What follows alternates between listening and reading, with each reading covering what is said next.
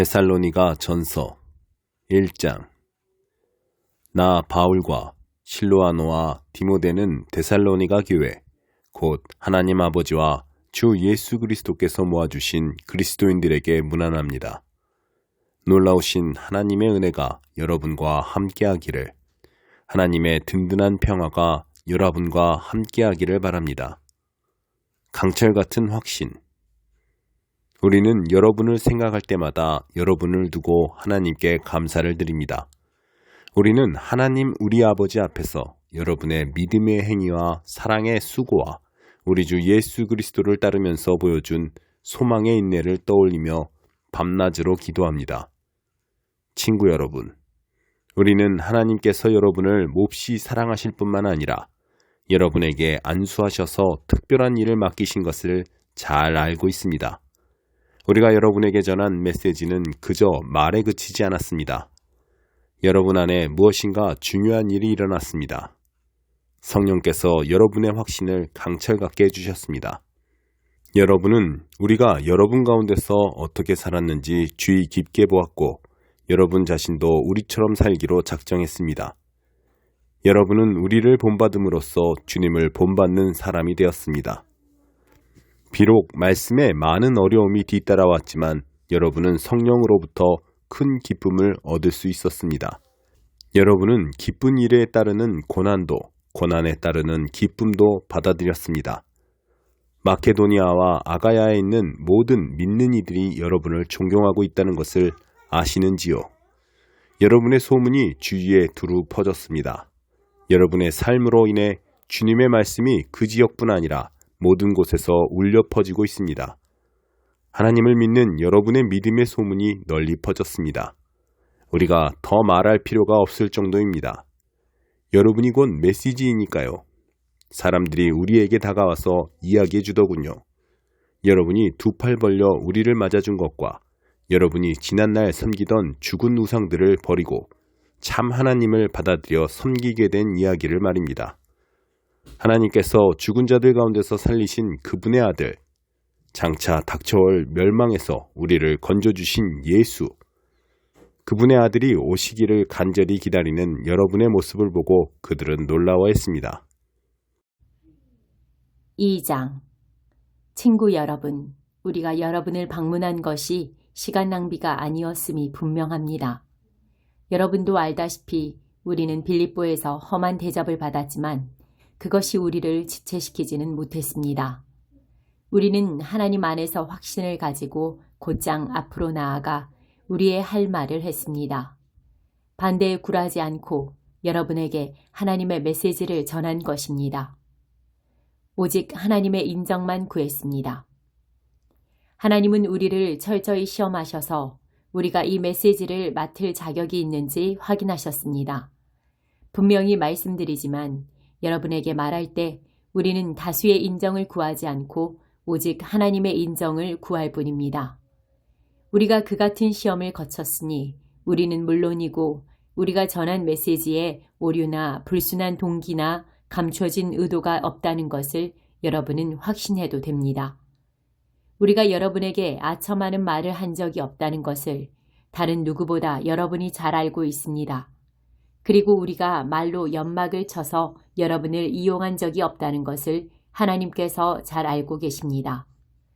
우리가 그리스도의 사도라는 지위에 있지만 그 지위를 남용한 적이 없고 여러분이나 다른 누구에게 중요 인물이라는 인상을 주려고 한 적도 없습니다.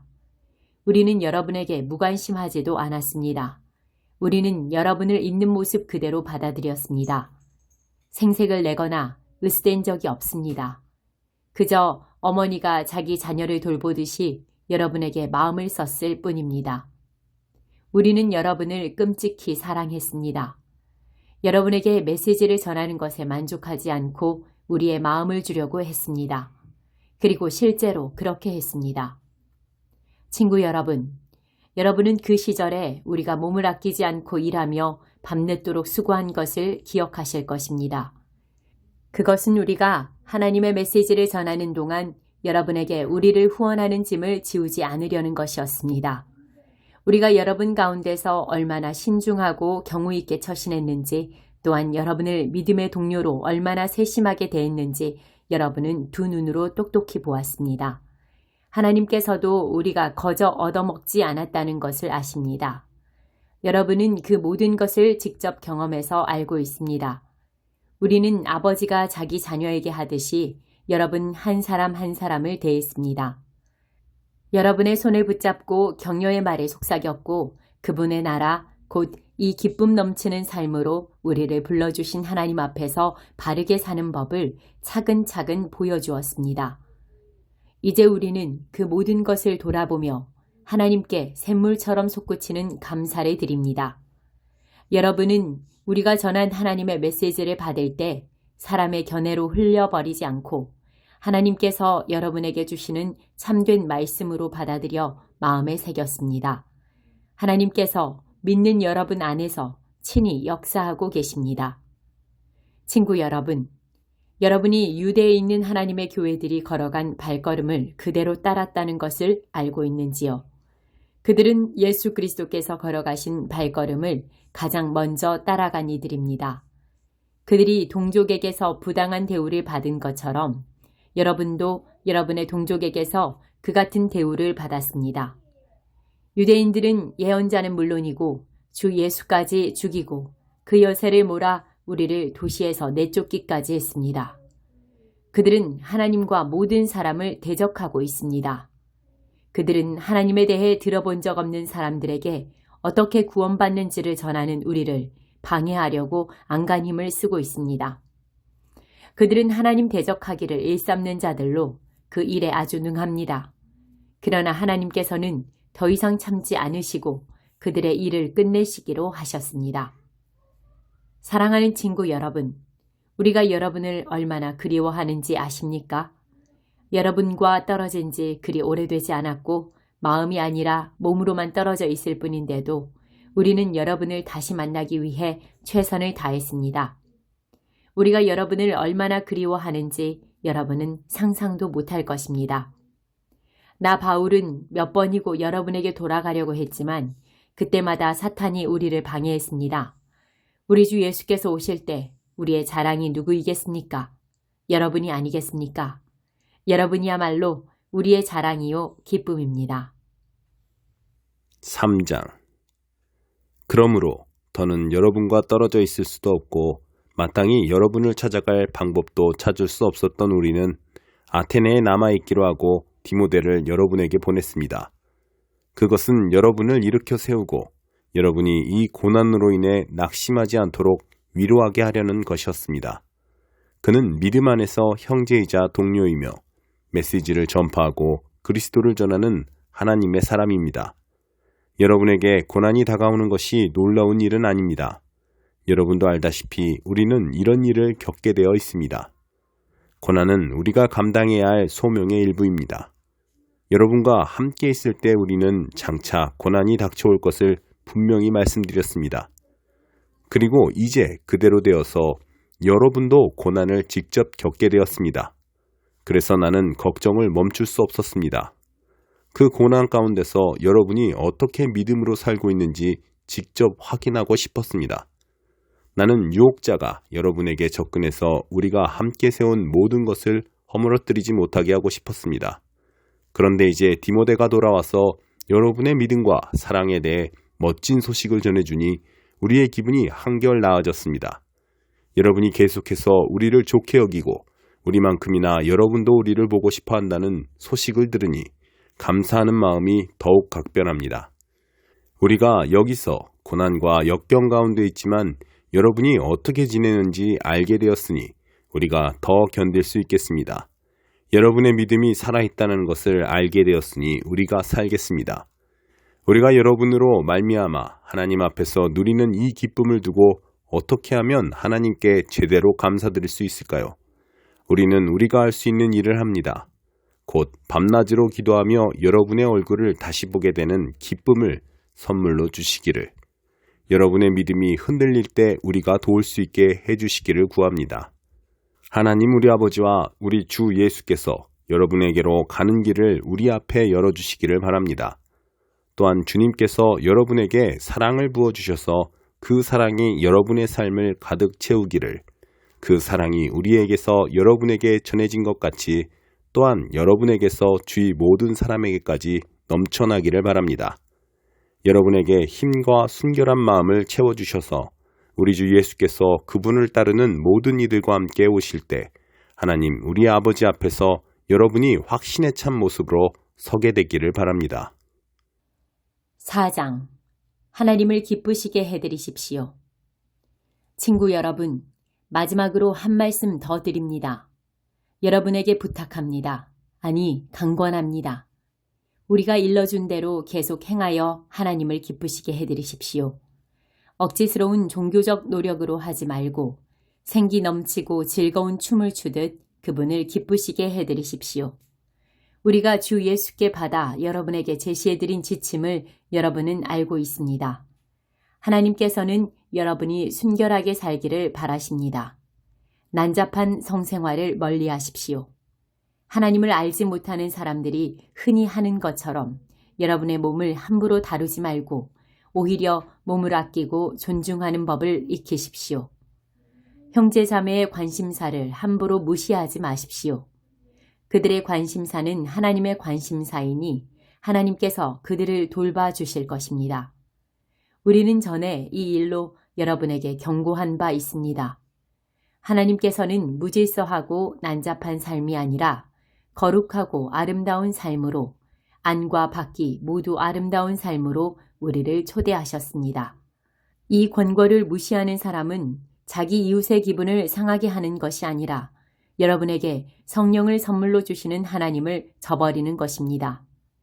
함께 살아가는 생활과 서로 사이좋게 지내는 일에 대해서는 내가 여러분에게 지시할 필요가 없을 것 같습니다. 여러분은 이 점에 대해 직접 하나님의 가르침을 받았습니다. 그저 서로 사랑하십시오. 이미 여러분은 잘하고 있습니다. 마케도니아 전역에 있는 여러분의 벗들이 그 증거입니다. 멈추지 말고 더욱더 그렇게 하십시오. 조용히 지내고 자기 일에 전념하며 자기 손으로 일하십시오. 여러분은 이 모든 것을 전에도 들은 바 있지만 다시 듣는다고 해서 해가 될 것은 없습니다. 우리는 여러분이 세상 사람들의 존경을 받을 정도로 제대로 살기를 바라고 빈둥거리며 친구들에게 빌붙어 사는 일이 없기를 바랍니다. 주님의 재림과 죽은 사람의 부활.